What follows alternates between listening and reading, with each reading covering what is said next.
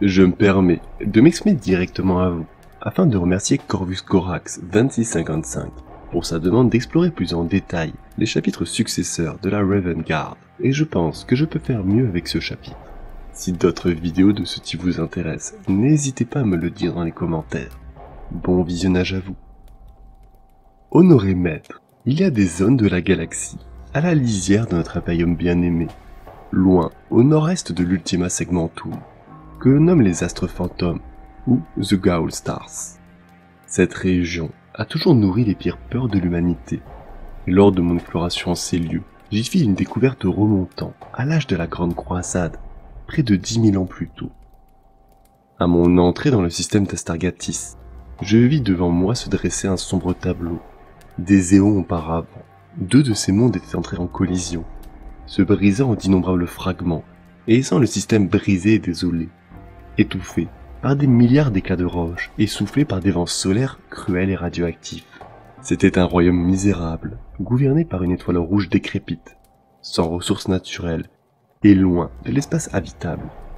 Dans celui-ci se trouvait le monde désolé d'Astargatis Prime. Un repère parfait pour pirates, renégats et pire encore. Lors de ma halte sur celui-ci, je fus surpris d'être accueilli par la vision familière d'une armure énergétique. J'avais devant moi le chapitre disparu des Ashen Claws. Celui-ci remontant à l'unification elle-même de Terra, durant cette époque calamiteuse qu'a traversé l'humanité. Rares sont ceux qui peuvent prétendre connaître ne serait-ce qu'une fraction de la vision de l'Empereur pour la galaxie. Certains soutiennent que chacune des grandes légions de Space Marine avait été créée avec un rôle spécifique. Ainsi, les Imperial Fist étaient à bien des égards les fidèles prétoriens et champions de l'Empereur, tandis que les Ultramarines étaient ses bâtisseurs et ses administrateurs. Alors que la 19e Légion incuba le rôle de main cachée de l'Empereur, sentinelle vengeresse contre les récidivistes et bourreau de ceux qui préféraient fuir plutôt que s'agenouiller devant leur nouveau maître. En s'appuyant sur le comportement des technosauvages parmi lesquels elle recrutait, la Proto-Légion démontra rapidement ses compétences en matière de reconnaissance et d'identification de cibles, ainsi que sa capacité à passer d'une vigilance impénétrable à une attaque rapide en un clin d'œil. Ces légionnaires menaient la guerre en s'infiltrant dans les positions ennemies, en les étudiant, et le moment venu en frappant son côté le plus exposé, au cours d'un assaut sanglant mais bref. On ne peut savoir avec certitude combien de batailles ont été gagnées de cette manière obscure au cours des dernières années des guerres d'unification, car très souvent, la main de la 19e est restée cachée, même après la victoire. Ce n'est que bien plus tard, après que cette légion se fût unie à son primarque, qu'elle parvient à la lumière, et même alors, la Raven Guard évitait les lauriers et courtisait rarement l'adulation. On sait que l'empereur recruta les premiers légionnaires de la 19e dans un certain nombre de régions de l'ancienne Terra. La majorité était issue des tribus xériques, des champs de poussière asiatiques. Ces peuples de guerriers sauvages, experts en technologie, se faisaient une guerre constante les uns contre les autres et contre ses voisins, luttant sans cesse pour la possession des ressources naturelles limitées. Mais une fois qu'elle fut mise au pas par l'empereur et ses guerriers tonnerres, les tribus furent forcées d'abandonner leur fils aîné aux forges génétiques de l'empereur, et lors de leur ascension dans la légion des Astartes naissants, ces mêmes fils furent ensuite utilisés pour assurer et faire respecter la loi sur leur père.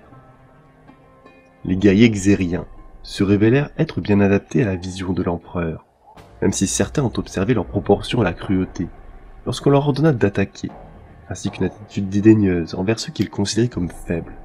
La culture du peuple xérique exigeait qu'un ennemi vaincu soit observé d'un œil froid, et que tout soupçon de récidive soit complètement écrasé, de peur que les soumis ne se lèvent en force contre les vainqueurs. Même si la 19e Légion avait été créée dans les dernières années des guerres d'unification, il lui fallait près de 2 siècles standards avant de s'unir à son primarque. Ainsi, durant cette période, la Légion resta proche de ses racines terriennes, leur comportement s'écartant peu à peu de celui des tribus sauvages xériques. Leur armure restait grise, bien que l'on ait observé des légionnaires s'appliquant de la peinture de guerre à base de poussière asiatique sur le visage, à la veille de grandes batailles. Outre leur marque tribale, l'apparition de la 19e était remarquable à bien des égards. Sous les effets du patrimoine génétique de la 19e Légion, Certains ont trouvé leur peau pâlir anormalement, tandis que d'autres, les cheveux déjà foncés sont devenus noirs comme la nuit. Et pour un petit nombre, les yeux prirent également cette couleur, leur conférant un aspect effrayant qui convenait à leur air impénétrable et vigilant. Au moment où le primarque Corvus Corax prit le commandement de sa légion, la Grande Croisade avait déjà plus d'1 siècle, et celui-ci ne tarda pas à imposer le style de combat qu'il avait mené sur son monde natal, mêlant furtivité et ruse, avec vigilance et rapidité. Et c'est au cours de ces premières années qu'une grande partie des légionnaires issus de Terra furent purgés. Le primarque, trouvant en ces légionnaires, principalement ceux issus du 18e chapitre des Ashen Claws, les mêmes oppresseurs qu'il avait combattus sur Délivrance. Ainsi, après les combats de la Porte 42, les survivants issus de Terra et de Délivrance, dont les crimes et le comportement étaient en désaccord avec la vision de leur primarque, furent envoyés dans les astres fantômes, afin d'y amener la lumière de l'empereur, loin de la vue du nouveau seigneur de la Raven Guard. Au cours de l'hérésie d'Horus, cette flotte de la 19e furent désespérés du chaos qui engloutissait la galaxie, et dégoûtés de leur propre primarque. Et ainsi, ils se retenèrent à la fois contre l'Imperium et les forces du chaos, dévastant les Night Lords et leur secteur d'origine de Nostramo.